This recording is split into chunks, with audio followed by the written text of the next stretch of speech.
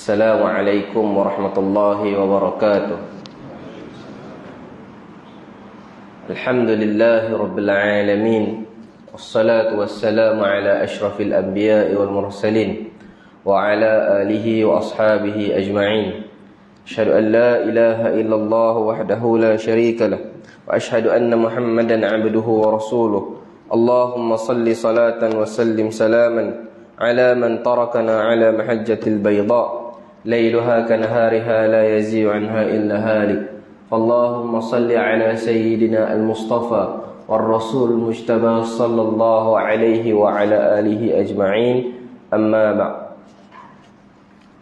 Yang kita muliakan, imam kita, urusi jawatankuasa surau, muslimin dan juga muslimat yang dirahmati Allah Subhanahu wa taala.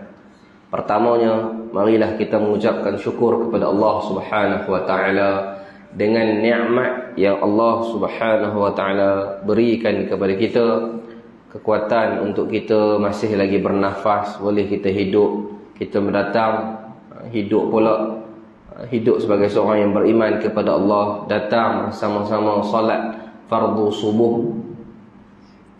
Dan Nabi SAW, man salat subuh jamaah fahuwa fi zimmillah. Barang siapa yang salat subuh, ataupun setengah riwayat, barang siapa yang sembahyang subuh berjamaah, fahuwa fi zimmillah, dia ini di bawah lindungan Allah Subhanahu wa taala. Yang kedua, marilah kita mengucapkan selawat serta salam buat junjungan besar Nabi kita, Nabi Muhammad sallallahu alaihi wa ala alihi wasallam. Kita ini berada dalam fasa terakhir Ramadan, fasa yang mana disebut fasa al-'itqu minan nar. Fasa kita ini nak dibebaskan oleh Allah daripada api neraka. Al-'itqu, bebas minan nar. Salah satu cara kita nak membebaskan diri kita daripada neraka Allah adalah dengan banyak berselawat. Nabi SAW dalam satu hadis menceritakan kepada kita bagaimana Nabi diperlihatkan tentang keadaan hari kiamat. Nabi ditunjukkan oleh Allah Subhanahu wa taala situasi kekalutan, kekecohan hari kiamat. Teruknya suasana, orang dihisap, orang jalan di atas titian sirat dan sebagainya. Nak masuk ke syurga ataupun jatuh daripada titian sirat itu masuk neraka. Dan Nabi SAW cerita, Nabi nampak ada seorang lelaki, dia ini jalan-jalan di atas titian sirat, tergelincir nak masuk dalam neraka. Sehinggalah datang kepadanya selawat-selawat yang dia ucapkan ketika di dunia, selamatkan tangan dia ini masuk ke dalam syurga Allah Subhanahu wa taala. Dia hampir-hampir, kata Nabi, nak masuk neraka, tapi kerana selawatnya ini, maka Allah selamatkan dia masuk syurga Allah Subhanahu wa taala. Maka marilah kita banyakkan berselawat, sehari 100 kali, sehari 200 kali. Sat saja. Selawat ni pun banyak macam-macam jenis selawat. Yang paling afdal selawat yang kita baca dalam tahiyat akhir. Selawat lain pun tak ada masalah. Paling kurang Allahumma salli ala sayyidina Muhammad, cukup. Paling kurang kita buat 100 kali sehari, sekejap saja, tak sampai seminit 2 minit selesai. Cuba insya-Allah. Pagi ni kita baca kitab lain dulu. Kita baca kitab Tadabbur Surah Al-Hujurat. Surah Al-Hujurat. Jadi tuan-tuan yang tengok Quran, boleh tengok Quran, yang dengar kita dengar. Surah Al-Hujurat. Yang pertama kita nak tadabbur. Apa itu tadabbur? Tadabbur ni, afala yatadabbarun al-Quran. Tadabbur ni maksudnya kita membaca Al-Quran dengan menghayati. Quran ni banyak cara kita berinteraksi dengan Quran. Yang pertama, kita tilawah, kita baca. Sama ada baca tengok Quran ataupun baca tak tengok Quran, hafazan ataupun tak hafaz, tilawah, kita baca. Dapat pahala tak? Dapat. Satu huruf dapat berapa? 10. Itu baca Al-Quran. Yang kedua, dia ada tadabbur. Tadabbur Al-Quran. Tadabbur ini kalau kita orang Melayu yang tak faham bahasa Arab, kita kena tengok terjemahan. Terjemahan yang orang terjemahkan dalam bahasa Melayu, kita merasai, menjiwai, menghayati, menjiwai ayat tersebut yang kita baca. Kita kena rasa dalam jiwa kita. Bila Allah kita baca-baca, kemudian sampai ayat tentang syurga, kita pun, ya Allah, bagilah aku masuk dalam syurga. Itu tadabbur. Ya Allah, seronoknya nikmat dalam syurga. Itu tadabbur. Kemudian sampai ayat cerita tentang neraka, tentang azab, tentang kebinasaan umat-umat dahulu, kita berdoa, ya Allah, janganlah aku jadi orang macam ni. Itu tadabbur. Tadabbur ni maksud apa? Kita menghayati Al-Quran. Bukan kita baca begitu saja. Baca begitu pun tak ada masalah. Itu salah satu jenis kita berinteraksi dengan Quran. Yang kedua, kita menghayati Al-Quran. Bila Allah suruh kita, kena buat ni. Bila Allah sebut, ya ayyuhallazina amanu, wahai orang-orang beriman. Siapa ni? Kita lah orang-orang yang beriman. Beriman kepada Allah, beriman kepada kitab, beriman kepada malaikat, beriman kepada nabi, beriman kepada hari kiamat, beriman kepada qada dan qadar. Kita beriman tak? Kita beriman. Bila Allah sebut, ya ayyuhallazina amanu, wahai orang-orang beriman, kita kena selit mata. Kita kena dengar Allah nak kata apa ni. Kita kena tunggu macam mana orang panggil nama kita. Oi Muhammad. Nama kita apa? Nama Muhammad. Kita dengar dia nak kata apa. Kalau dia tak panggil kita, tak apa lagi. Kita nak dengar ujung-ujung telinga, tak apa lagi. Tapi bila orang panggil nama kita, kita kena tunggu dia ni nak kata apa. Begitulah bila mana Allah panggil kita, ya ayyuhallazina amanu. Itu yang pertama, tadabbur. Kemudian ada juga tafsir. Tafsir ni dia adalah kerja mengeluarkan maksud ayat Al-Quran. Bukan maksud terjemahan, tapi apa yang ayat itu nak bawa. Ada ayat tentang tafsir ni maksudnya apa? Mengeluarkan maksud ayat. Bukan maksud terjemah, tapi maksud tujuan ayat tu Allah turun. Kenapa? Sehingga boleh bawa kepada hukum. Contohnya, wa aqimus salah.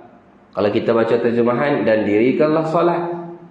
Tapi para ulama mufassir, para ahli tafsir, para mujtahid, para fuqaha, para usuli, mereka baca ayat Quran ini, mereka nampak bukan maksudnya suruh diri sembahyang.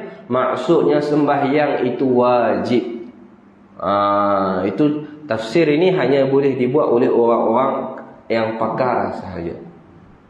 Kita baca kitab-kitab tafsir hak sedia ada sahaja. Tapi tadabbur, kita tak perlu tunggu jadi pakar baru nak tadabbur Quran. Kita selagi mana boleh baca Quran, boleh faham Quran, terjemahan, kita boleh tadabbur. Itu beza tafsir dengan tadabbur. Kadang-kadang orang campur, mari kita buat kuliah tafsir, tapi kadang bukan kuliah tafsir, kuliah tadabbur. Sekadar nak ajak kita menjiwai, tapi tak ada masalah, itu hanya istilah. Yang kedua, surah Al-Hujurat. Apa maksud Hujurat? Hujurah ini ataupun hujurat, dia punya kata bilangan hak ni yang menunjukkan banyak, maksudnya bilik. Hujurat ini maksudnya bilik-bilik. Hujurat maksudnya apa? Bilik-bilik. Bilik siapa ni? Inilah bilik-bilik keluarga Nabi SAW. Jadi tuan-tuan nak faham lagi, balik tuan-tuan muslim-muslimat, balik Google. Buka, ada handphone kita, Google replika rumah Nabi. Pakai Google. Replika apa dia? Rumah Nabi SAW. Jadi dia akan tunjuk bilik-bilik-bilik tu. Dalam Masjid Nabawi tu ada bilik-bilik-bilik. Bilik-bilik itu adalah bilik-bilik ada ahli keluarga Nabi. Ada bilik Aisyah, bilik isteri Nabi. Ada bilik Hafsah, ada bilik Fatimah, ada bilik isteri-isteri Nabi yang lain dan sebagainya. Dipanggil bilik-bilik hujurat. Maka surah ini nak menceritakan tentang orang yang memanggil ataupun orang yang bergaduh di hadapan bilik Nabi SAW. Nabi tak ada, rumah Nabi adalah bilik. Bukan macam kita ada rumah besar, dalam tu ada 12 bilik contoh. Ada Nabi SAW tak ada macam tu. Nabi hanya ada 12 bilik, 11 isteri dan 1 anak Fatimah dan sebagainya. Jadi tuan-tuan boleh tengok bilik-bilik tersebut. Jadi kita kalau ni pun kita baru faham di sini tempat Nabi SAW duduk dan sebagainya, kita pun boleh bayang surah ini bila kita baca. Jadi ayat yang pertama daripada surah ini, sebelum masuk ayat surah ini, perkara yang ketiga kita kena faham. Surah ini namanya semua surah Al-Hujurat, tidak ada perubahan pada nama. Tapi ulama menggelarkan surah ini sebagai surah akhlak. Surah apa? Surah adab. Surah perangai. Macam mana perangai kita dengan masyarakat. Tapi bermula dengan perangai kita dengan Allah. Adab kita dengan Allah. Yang kedua adab dengan Rasulullah. Barulah dia akan masuk adab kita dengan masyarakat. Kita adab ini cerita perangai-perangai ini yang mesti cerita perangai dengan Allah dulu. Perangai kita dengan Allah. Yang tu perangai yang paling penting sekali. Jadi apa-apa pun kita ajar anak kita, mula kenal Allah. Lepas tu kita suruh dia semayang. Kita kata kena semayang elok-elok. Sebab ini kita hubungan kita dengan Allah. Maksudnya kita mengajarkan perangai anak kita ini dengan Allah Subhanahu Wa Taala. Lepas tu perangai dengan Rasulullah, sikap dengan Rasulullah sallallahu alaihi wasallam. Kemudian sikap kita sesama manusia, sesama makhluk dan sebagainya. Maka Allah mulakan ayat ini, surah ini dengan perangai dengan Allah Subhanahu Wa Taala. Allah sebut apa? Ya ayyuhalladzina amanu, wahai orang-orang beriman. Maka Allah panggil kita, wahai orang-orang beriman. La tuqaddimu baina yadillahi wa rasulih. Jangan kamu ini lebih ataupun mendahulukan pandangan kamu daripada Allah dan juga Rasulnya. Wattaqullah. Kamu kena takutlah, bertakwalah kamu kepada Allah. Innallaha sami'un 'alim. Allah Maha mendengar apa pandangan-pandangan kamu itu, dan Allah lebih mengetahui tentang pandangan mana yang lebih baik. Ini maksud ayat itu. Ya ayyuhalladzina amanu. Yang pertama Allah panggil siapa? Panggil kita. Jadi kita kena dengar apa yang Allah nak sebut dalam ayat ini. Karena Allah tak panggil Allah tak panggil orang kafir, Allah tak panggil orang munafik, Allah tak panggil orang fasik. Allah panggil siapa? Orang yang beriman. Jadi kita tak usah rasa ayat ni tak ditujukan kepada orang lain. Ayat ni ditujukan kepada kita. Tanpa perlu orang sebelah kita, jiran kita, orang mana-mana, jangan. Allah panggil kita, kita dengar. Jangan kita Allah panggil orang tu.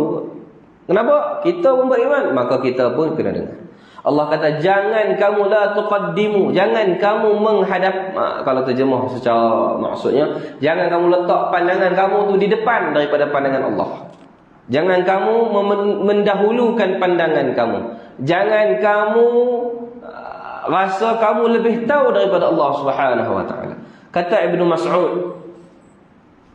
bila Allah panggil kamu orang beriman kena dengar. Dan kata Mujahid, anak murid Ibn Abbas, sahabat Nabi SAW, tabi'in anak murid Ibn Abbas, disebut yang pertama ayat ini dia nak suruh kita apa?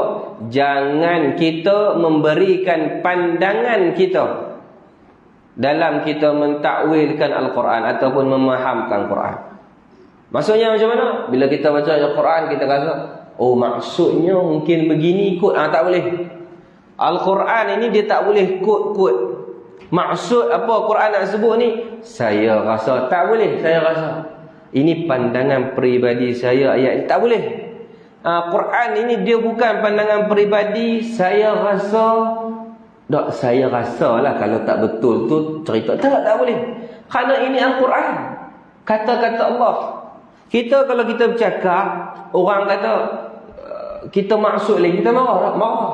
Kita bercakap lain, orang pergi faham lain. Kita rasa dia ni, orang kata lain, dia faham lain. Kalau Orang tahu dia marah. Orang tahu dia kata, benar sungguh. Orang kata lain, dia kata lain. Maka kita marah kalau orang salah faham kita marah. Kita cuba kita bayangkan, kita pula pandai-pandai pi terjemah, pi tafsir Quran. Allah marah. Kerana Allah kata, jangan kamu ni meletakkan pandangan kamu, jangan. Nak tengok, pergi tengok tafsir. Itu maksudnya. Jangan kamu duk cerita Quran ni macam cerita dongeng. Pak Pandai ayat tu cerita Pak Pandai. Dia ni dulu tak cerdik apa. Tu cerita dia. Orang kata bukan tak cerdik, dia ni cerita masyarakat. Tu cerita dongeng ni tak ada masalah. Tapi daripada Al-Quran, kita tak boleh pandai-pandai. Saya rasa saya tak boleh. Adalah hadis 40, hadis yang kedua, bila mana ada orang lelaki mai tanya Rasulullah iman, ihsan, Islam. Lepas tu sahabat-sahabat pelik, siapa dia ni? Nabi tanya kepada Umar, ya Umar, atadri manis sa'il? Engkau tahu tak siapa yang tanya itu? Kata Umar apa? Allah wa rasuluhu a'lam.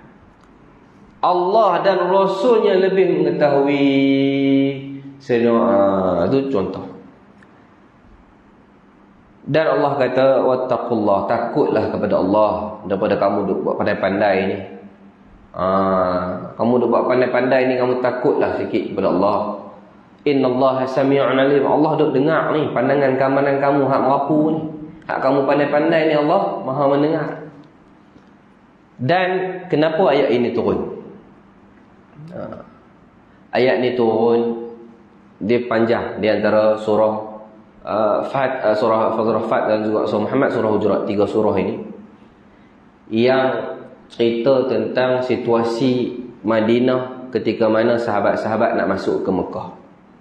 Satu hari Nabi SAW bermimpi, Nabi bertawaf di Mekah ketika mana Nabi dah duduk di Madinah. Dah hampir ke lama dah Nabi duduk di Madinah dan Nabi bermimpi tawaf di Mekah. Maka Nabi dan sahabat-sahabat pun bersiap pakai ihram nak menuju buat umrah, nak pergi buat umrah. Sampai tengah jalan dekat dengan sempadan nak masuk Mekah, orang Mekah sekat Nabi SAW. Orang Quraisy sekat Nabi SAW, tahan tak bagi masuk. Maka Nabi SAW nak mengelakkan perang, Nabi tawarkan kepada mereka untuk kita buat perjanjian perdamaian. Kita buat perjanjian perdamaian. Orang Quraisy setuju. Quraisy hantar Suhaib, Nabi SAW dan juga Sayyidina Ali dan juga sahabat pergi buat perjanjian dengan Quraisy. Jadi perjanjian ini, perjanjian supaya kita berhenti perang. Satu hari nanti kamu orang Mekah bagilah kami masuk Mekah buat umrah. Tapi perjanjian ni kebanyakannya berat sebelah. Berat kepada siapa? Kepada orang Quraisy, kepada musyrikin Quraisy. Dia mula tu tak puas hati sebab apa? Bila mana Nabi kata kepada Sayyidina Ali, ada wakil Quraisy tu, Nabi kata tulis perjanjian ini dengan Bismillahirrahmanirrahim. Orang Quraisy kata tak boleh tulis Bismillahirrahmanirrahim. Itu bukan cara kami sebut Bismillah. Orang dulu-dulu pada zaman Nabi Ibrahim lagi sebut macam mana? Bismikallahumma. Maka Nabi kata kepada Sayyidina Ali, kerana Sayyidina Ali tukang tulis perjanjian. Kerana Nabi tak diberikan kelebihan menulis dan kelebihan membaca. Maka Nabi kata kepada Ali, padam Bismillahirrahmanirrahim, tulis Bismikallahumma. Lepas tu Sayyidina Ali pun tak apalah, Nabi suruh dia ikut. Lepas tu perjanjian itu Nabi kata tulis, perjanjian ini antara musyrik, antara Quraisy Makkah dan juga Muhammad Rasulullah. Orang Quraisy kata, mana tulis Muhammad? Tak boleh, kami tak setuju tulis Muhammad Rasulullah. Sebab apa? Sebab kalau kami percaya hang ni Rasulullah, kami tak lawan hang. Kami tak lawan hang, tak halau hang keluar daripada Mekah. Kita tak halau kamu, tak perang dengan kamu. Apa kami nak berperang? Kalau kami percaya engkau ni Rasulullah. Batu. Walaupun kita kata itu dalam perjanjian sahaja, tak boleh macam kita juga beli sign perjanjian. Kalau ada benda hak kita tak setuju dalam perjanjian tu, kita nak sign lah. Kita tak sign. So, macam tu lah orang Quraisy Mekah kata, tak boleh, kami tak mau sign. Padam Rasulullah. Sayyidina Ali kata, aku tak mau padam. Rasulullah kata, padam. Ali kata, aku tak mau Rasulullah. Maka Rasulullah tanya, "Tak mana yang perkataan Rasulullah tu?" Rasulullah pun padam. Rasulullah kata kepada Sayyidina Ali, "Wahai Ali, hari ini hang tak mau padam. Suatu hari nanti hang akan menghadapi situasi yang sama." Rupanya bila zaman Sayyidina Ali jadi khalifah, waktu perang Siffin, antara Muawiyah Sayyidina Ali nak buat perjanjian perdamaian, nak berhenti perang. Maka ditulis Ali Amirul Mukminin, Ali khalifah. Mereka tak setuju tulis Ali khalifah, tulis Ali saja. Kalau hang ni khalifah, kami tak perang. Ali pun badar. Nabi dah boleh nampak apa yang akan berlaku masa depan. Maka itu perjanjian. Lepas tu masuk isi perjanjian. Masuk isi perjanjian, antaranya dia kata apa? Kalau orang Quraisy Mekah masuk ke Madinah, orang Madinah kena hantar balik orang tersebut ke Mekah dengan selamat. Tak boleh cedera sikit pun. Tapi kalau orang Madinah, orang Islam masuk ke Mekah dalam tempoh larangan, kami tak perlu pulangkan orang tersebut. Kami boleh buat apa kami suka. Sahabat-sahabat tak puas hati. Terunya Sayyidina Umar. Tak puas hati, bukan tak puas hati dengan nafsu. Tak puas hati kerana niat nak berdakwah, niat nak bertahan dengan Islam, niat nak bertahan dengan Rasulullah, niat nak bertahan dengan Allah. Umar kata kepada Rasulullah, "Ya Rasulullah, awalasna 'alil haqq." Wahai Rasulullah, bukankah kita ni kumpulan hak betul? Kenapa kita nak ikut sanad Quraisy ni? Bukan Sayyidina Umar, bukan dengan nafsu, tapi dengan apa nama? Nak mempertahankan Islam. Apa kata Rasulullah? Turun ayat ini. Ya ayyuhalladzina amanu, wahai orang beriman. Kamu orang beriman, jangan kamu letak pandangan kamu lebih utama daripada Allah dan Rasulnya. Rasulullah setuju, kamu kena ikut. Akhirnya perjanjian itu 10 tahun, tak sampai 10 tahun, 2 tahun Quraisy Mekah langgar. Akhirnya Nabi tawan kota Mekah, boleh tawaf, boleh buat sampai kita boleh masuk Mekah hari ini. Ini kelebihan Rasulullah sallallahu alaihi wasallam. Maka itu ayat yang pertama. Ayat yang kedua, Allah sebut, ya ayyuhalladzina amanu. Allah panggil kita juga, wahai orang-orang beriman. Mari dengar. La tarfa'u aswatakum fawqa sautin nabi. Jangan kamu tinggikan suara kamu lebih pada suara Nabi. Ni adik-adik hafiz kita, ni ulama-ulama kita ajar. Kalau baca ayat ini, surah Hujurat ayat ke-2, kena lembutkan suara. Sebab apa? Apa maksudnya? Wahai orang-orang beriman, jangan kamu tinggikan suara kamu di hadapan Nabi sallallahu alaihi wasallam. Ini adab sahaja baca ayat ini, tak ada masalah. Jadi kalau adik-adik kita jadi imam nak tarik ayat ni, jangan tarik tinggilah. Tapi itu adab. La tarfa'u aswatakum fawqa sautin nabi wala tajharu lahu. Jangan kamu kasarkan suara kamu di hadapannya bil qauli, dengan perkataan kamu, kajahri ba'dikum li ba'din an tahbata a'malukum antum la tash'urun. Sebagaimana sebahagian daripada kamu ini mengasarkan tinggi suara sebahagian antara kamu dengan sebahagian yang lain, sehingga kan antah bata a'malukum, sehingga terhapus, hilang amalan-amalan kamu, wa antum la tash'urun, sampai kamu tak sedar, kamu rasa amalan kamu banyak, rupanya dah hilang habis dah. Ayat ini turun kepada siapa? Allah panggil ya ayyuhalladzina amanu. Bukan turun kepada orang kafir, turun kepada orang fasik, kepada orang munafik, dah turun kepada orang beriman. Turun kepada kita. Cuma cerita sebab apa turun kepada Sayyidina Abu Bakar dan juga Sayyidina Umar. Cerita ni cerita Al-Hujurat. Al-Hujurat ini kita sampai pukul berapa ni? Sampai pukul berapa? Sampai pukul berapa? 9. 9 jenuh. Tidur pun tak cukup lagi malam 27 ni. Semua duk tunggu nak cari tilam lah. Kita balik cari tilam. Saya pun ngantuk. Malam 27. Apa nama kita sampai ke berapa ni? 7 suku. Okey, 7 suku dah lah 3 ayat. Okey. Takut bukan apa, duk cerita terdebur hati duk bayang katil dah. Malam 27. Semua bakat kiam semalam. Mengantuk, itulah saya pun kalau malam ganjil ni pagi ni mengantuk. Tapi kena jangan rehat, kena rehat siang hari ni, jangan tak rehat. Satgi malam satgi jadi mengantuk pula. Walaupun malam ni malam genap, tapi kena semayang juga. Jangan malam ni tak mayang pula. Cari semayang ganjil saja. Cerita apa tadi? Cerita ayat ni kenapa turun. Orang-orang ada satu hari kumpulan Bani Tamim, apa nama?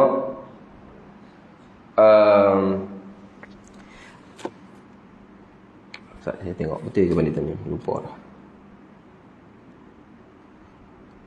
Apa nama satu kumpulan Arab, kumpulan betul Bani Tamim. Bani Tamim ni dia satu kumpulan daripada kumpulan Arab Badui. Arab Badui. Apa maksud Arab Badui? Arab Badui ni hak duduk di tengah padang pasir, hak hidup sendiri. Kehidupan tak ada sistem.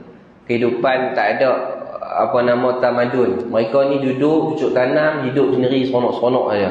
Bukanlah maksudnya hidup mereka ni tak macam kita. Macam orang yang duduk di bandar, macam orang asli lah. Tapi orang asli hari ni pun dah pergi sekolah dan sebagainya. Tapi zaman-zaman dulu yang hidup hanya sekadar keperluan asas saja. Jadi cara kehidupan itu berbeza dengan kita. Jadi perangai mereka pun pelik. Mereka main kencing dalam masjid Nabi. Kerana dia tak faham macam mana orang kencing dekat tandas. Sebab dia duduk di padang pasir tu, macam orang duduk dalam hutan. Dia tak faham kenapa kena ada tandas kencing lah. Mana pun janji orang tak nampak. Dia tak faham. Faham tak? Dia sistem dia tu dia tak bertamadun. Jadi satu hari Bani Tamim ni datang kepada Rasulullah, datang ramai-ramai. Bila tengok ramai-ramai datang nak jumpa Nabi ni, Sayyidina Abu Bakar kata, lantiklah seorang ketua, amir fulanan. Kamu lantiklah, setengah kata itu Ibn Zuhrah. Kemudian lantiklah seorang. Datang Sayyidina Umar, dia kata, amir fulanan akhar. Lantik orang lain, jangan lantik dia ni, lantik orang lain akhar. Sayyidina Umar kata, Sayyidina Abu Bakar kata, Umar ni orang dah lantik, dia suruh lantik orang lain pula. Dia kata, innama aradta an takhalifni. Umar, hang ni nak berlawan dengan aku ke apa? Sayyidina Abu Bakar kata. Tu Umar kata, ma aradtu an takhalifak. Aku ni bukan nak berlawan dengan hang. Kerana benda ini sahaja, kecil sahaja. Sayyidina Abu Bakar dengan Sayyidina Umar duk, dah aku lantik orang ni, hang lantik orang ni. Turun ayat ini. Jangan kamu duk bertengkar riuh depan rumah Nabi SAW. Depan Nabi SAW jangan kamu duk tinggikan suara. Itu cerita. Maka turun kepada kita orang beriman. Tuan-tuan muslimat pergi umrah, buat umrah lalu depan makam Nabi SAW, suara pelan-pelan. Jangan duk jerit-jerit, Assalamualaikum ya Rasulullah. Jangan buat perangai orang tak cerdik. Kita bukan orang tak ada tamadun. Cakap baik-baik, Assalamualaikum ya Rasulullah, Assalamualaikum ya Abu Bakar, Assalamualaikum ya Umar. Cakap suara dulu. Kita main cakap dengan Nabi ni. Cuba tuan-tuan bayang, yang Tuan Agung turun depan ni. Tuan-tuan Nabi kata, tunggu jangan elok. Ada lagi polis tu ketuk kepala kita. Cakap elok sikit. Ni kita dengan Nabi SAW. Jadi jangan duk riuh-riuh nak bertolak orang, bergaduh dengan orang. Jangan. Nak masuk Raudhah tu hari ni, alhamdulillah lah. Saya rasa walaupun dalam hati ni ada part yang saya tak apa suka lah, kena beratok nak masuk Raudhah, kena daftar hari ni. Jadi kita jadi payah nak masuk banyak kali. Tapi dari satu sudut kita beradab dengan Nabi, kita masuk seorang-seorang, kita tak payah nak bertolak tu.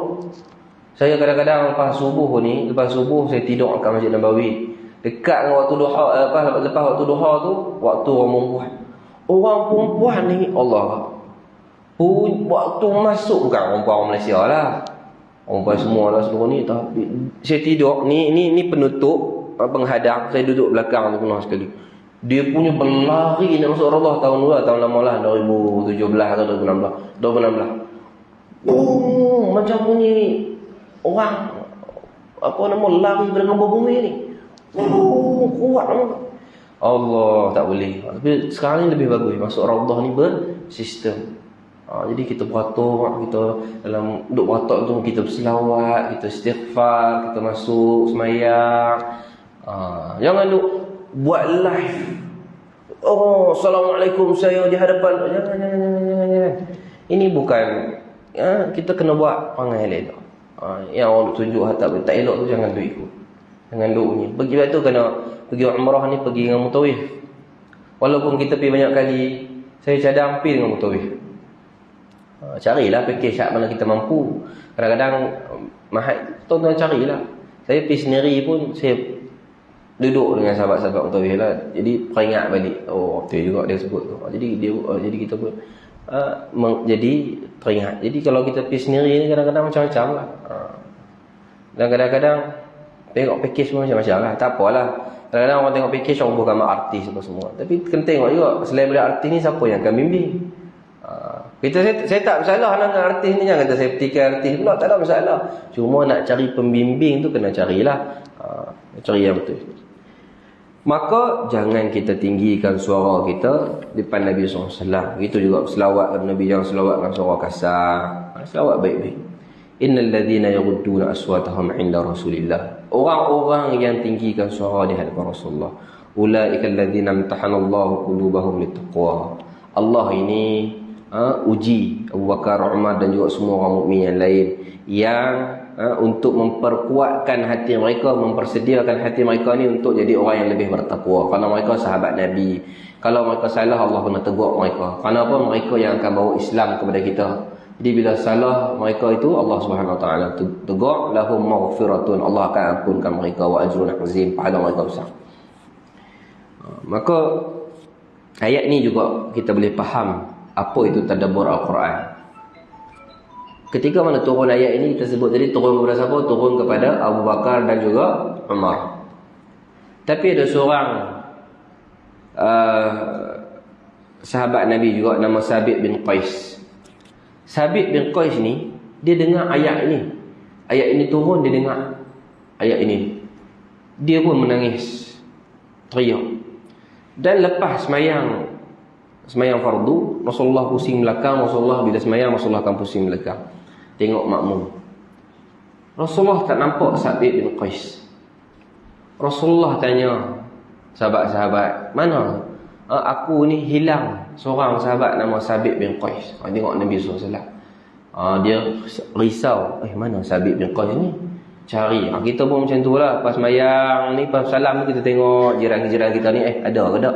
Bukan kita nak tengok dia ni penjaga ni duduk lena. Bukan niat macam tu.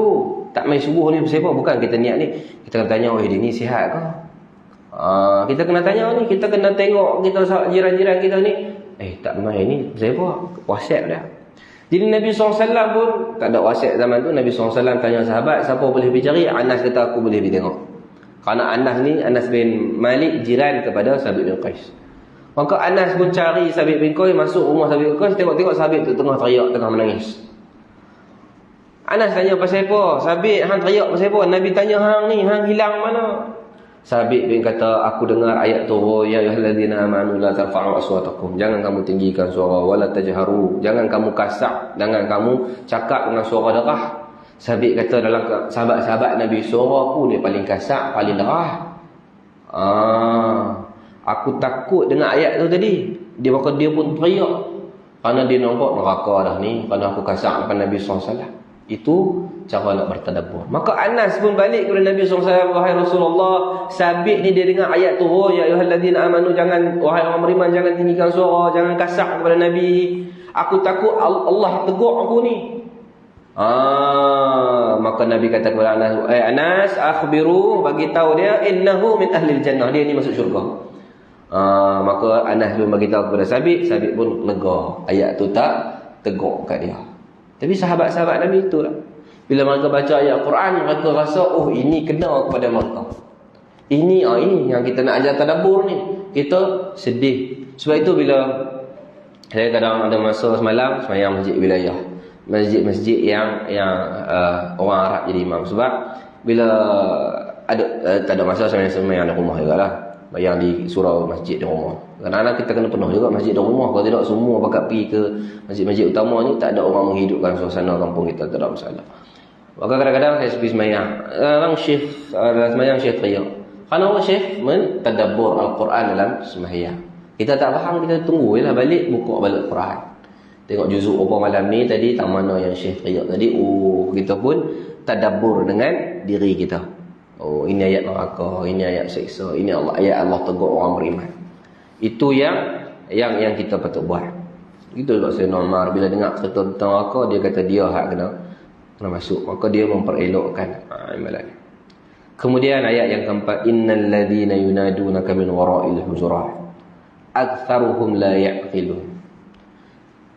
Sesungguhnya orang-orang yang memanggil engkau daripada luar bilik, daripada belakang bilik engkau ini, aktsaruhum la ya'qilun. Kebanyakan mereka ni tak ada akal, tak cerdik. Kenapa Bani Tamim tadi, yang kita cerita tadi, Bani Tamim, bila mereka sampai kepada Nabi SAW, mereka tak tahu Nabi ni duduk dalam bilik yang mana. Kerana bilik-bilik banyak, bilik isteri banyak, bilik rumah, bilik anak, mereka tak tahu. Dan mereka ni pula orang Badui. Dia main ikut dan saja, dia pun jerit. Ukhruj ya Muhammad. Woi Muhammad, keluar. Panggil pintu. Ukhruj ya Muhammad. Dipanggil.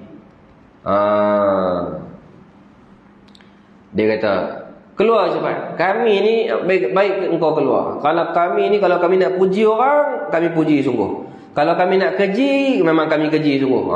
Dia duduk bising depan rumah Nabi SAW. Maka Allah pun turun. Orang-orang yang duk jerit-jerit panggil engkau di luar pintu ini, orang-orang yang tak cerdik. Kerana Nabi SAW ni seorang hamba Allah yang ada tanggungjawab untuk semayang sunat. Mungkin Nabi duduk semayang. Nabi juga manusia, makan. Nabi juga seorang suami, kena ada urusan dengan isteri. Nabi juga seorang ayah. Nabi juga seorang pemimpin, nak kena fikir masalah dan sebagainya. Tunggulah Nabi keluar. Dan kalau tuan-tuan balik, tuan-tuan Google replika Masjid Nabawi itu, tuan-tuan akan jumpa dalam Raudah itu ada satu tiang waqf, tiang tempat Nabi terima tetamu. Pilah tunggu dekat tiang tu. Dah, maka menjerit-jerit. Ini yang Allah kata, walau annahum sabaru, kalaulah mereka ini bersabar, hatta takhruja ilaihim, sehingga engkau keluar kepada mereka, lakana khairan lahum, itu lebih baik untuk mereka. Wallahu ghafurur rahim, Allah ini Maha Pengampun lagi Maha Penyayang. Dan terakhir, sebenarnya kita habis ni suku ayat yang terakhir kita baca pagi ini, ayat yang ke-6. Ya ayyuhalladzina amanu, wahai orang-orang beriman, in ja'akum fasiqun binaba'in, kalau datang kepada kamu orang fasik dengan satu berita, fatabayyanu, maka kamu ceklah berita tersebut. An tusibu qauman bijahalatin, mungkin kamu ini duk hentam orang, kamu jadi tak puas hati kepada satu kaum ini.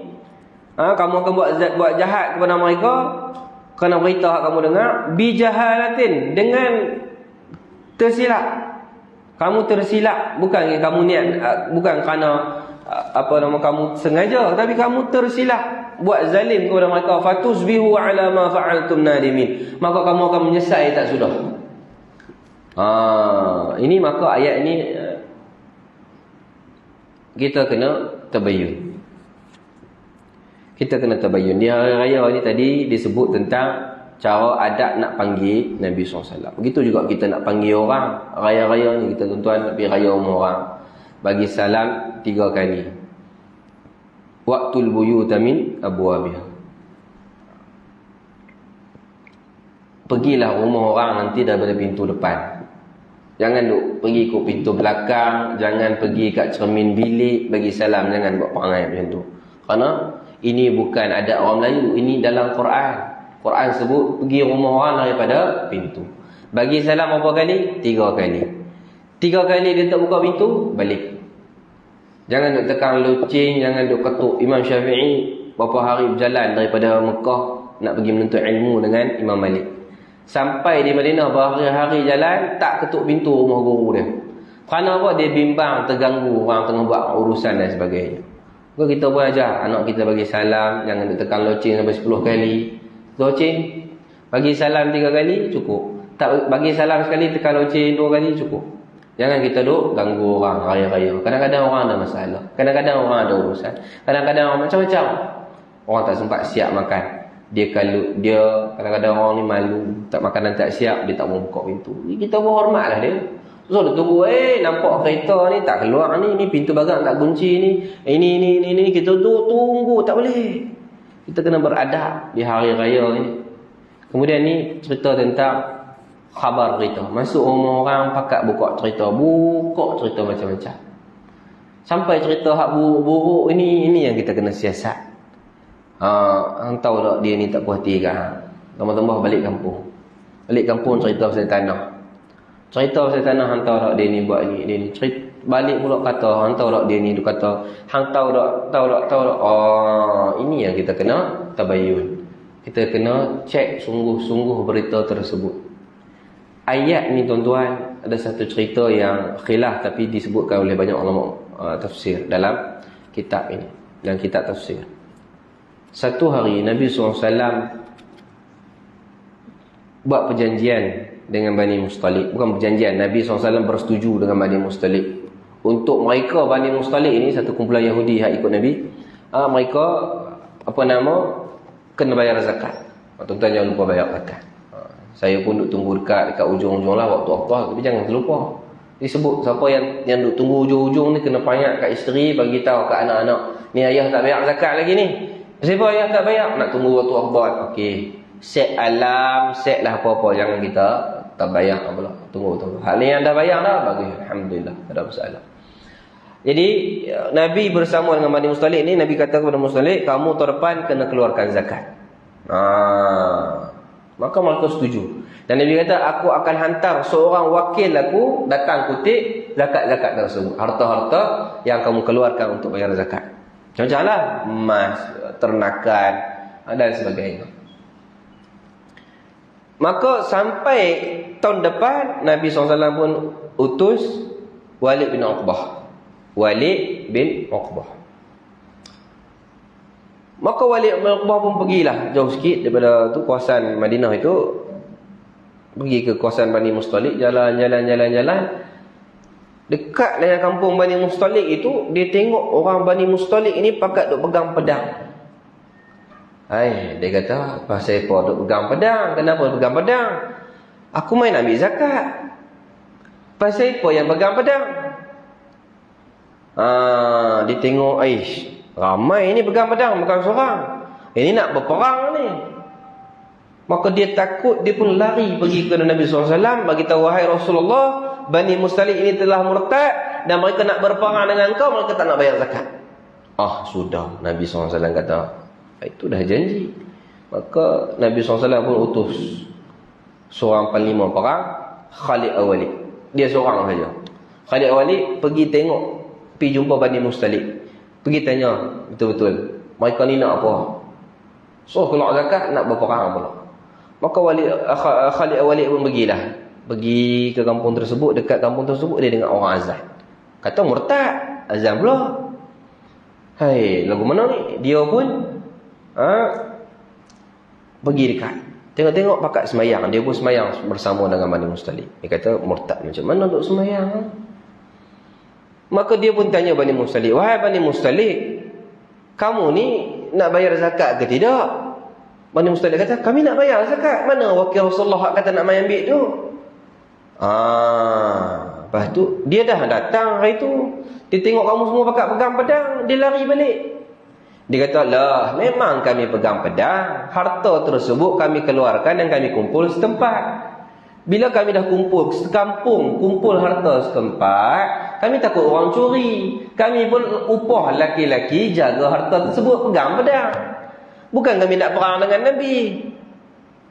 Balik membalik cerita kepada Rasulullah SAW. Tuan-tuan boleh nampak dua cerita berbeza. Kalau Nabi hantar rombongan perang tu, selesai, tak ada apa. Tapi ada ceramah agak benda ni di tempat orang tanya, sebab apa Nabi utus Walid bin Uqbah? Kenapa daripada awal-awal dia utus Khalid Al-Walid? Ini tu benda kita kena faham lah. Satu yang pertama, ceritanya khilaf, walaupun disebutkan oleh ulama-ulama tafsir. Yang kedua, banyak benda yang berlaku pada sahabat itu adalah satu contoh kepada kita. Kita nampak tak berat tak? Kita dengar orang cerita ni. Kadang tu orang cerita tu sungguh meyakinkan. Kita pun geram sungguh. Orang main cerita kita ni. Sebab itu ayat selepas ini tuan-tuan balik, lepas ni kita tuan-tuan tadabbur. Ayat yang ke-9 Allah sebut apa? Wa in ta'ifatani minal mu'minina iqtatalu fa aslihu. Apabila dua kelompok daripada orang mukmin ni duk perang, duk berbunuh, kamu kena cari jalan untuk mendamaikan. Jangan duk cari jalan raya-raya ni, cari jalan nak bergaduh dengan siapa pun jangan bergaduh. Politik, niaga, masalah hutang, masalah tanah, masalah apa, masalah yang dulu-dulu tak usah duk cerita raya-raya. Pi silaturrahim, buat benda baik-baik raya-raya. Kerana raya ni kita kena sedar lah, tuan-tuan, kita pun ngaji lama dah. Raya ni bukan macam raya agama lain, duk tak duk raya mengejut, pakat seronok menari habislah. Kita raya ni bukan kita main-main mengejut dah. Kenapa kita raya? Kerana kita dah puasa Ramadan 30 hari. Maka kita menyambut sambutan kerana kita kembali kepada fitrah kita. Kita baru disucikan dosa. Jangan duk cari pula tambah. Sebab itu lepas puasa dia suruh kita puasa 6 pula. Kalau tidak, kita punya pahala tu tak lengkap setahun. Hanya berapa? 70% ataupun 60%. Kena puasa 6 baru cukup 100%. Sebab apa? Dia nak suruh kita buat baik lagi. Raya-raya sehari pertama saja haram puasa, hari lain dia suruh kita cari masa puasa.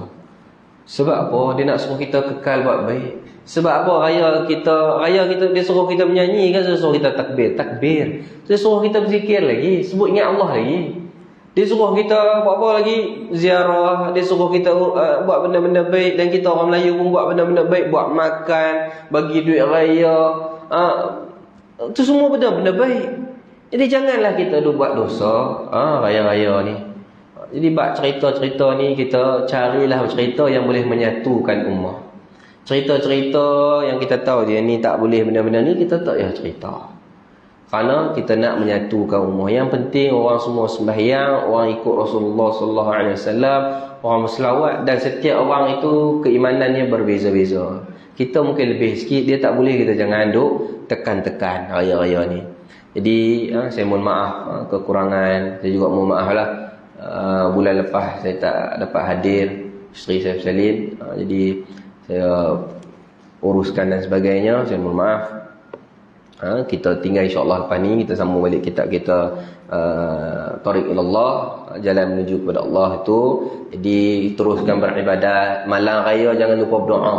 Antara waktu makbul mazhab Syafi'i bila malam raya. Sambil buat kuih tu doa. Kalau tak rasa tak tahu nak doa apa, buka lah YouTube, doa dalam bahasa Melayu, kita amin. Jadi kita pun seronok juga, khusyuk juga. Dengar dia doa ya Allah ni, kita buka di rumah kita, buka doa malam raya. Kita pun sembahyang sunat, walaupun tak ada tarawih, mari kita kena banyak berdoa. Atas kereta balik kampung berdoa. Banyak kena berdoa. Saya doa paling seronok Masjid Nabawi malam raya, panjang. Imam baca qunut yang panjang malam raya. Dan malam itu adalah malam yang kita orang-orang ni teriak. Tapi tak ada masalah lah, nak teriak ke nak bergembira ke tak ada masalah. Tapi yang penting kita doa supaya Ramadan ni kita diterima amalan. Kalau tak cukup lagi amalan, kita doa Allah bagi kita masuk Ramadan terlepas. Kita doa lah, inilah Ramadan yang akan membuatkan kita ni jauh pada api neraka. Kalau tidak, bagi masuk terlepas. Kita doa itu malam raya. Lepas tu pagi-pagi raya tu kita buatlah benda-benda sunat. Tuan-tuan bolehlah teruskan mencari dan amalan-amalan tersebut. Jadi setakat itu saja. Wabillahi taufiq wal hidayah. Assalamualaikum warahmatullahi wabarakatuh. Saya minta maaf terlebih waktu sikit.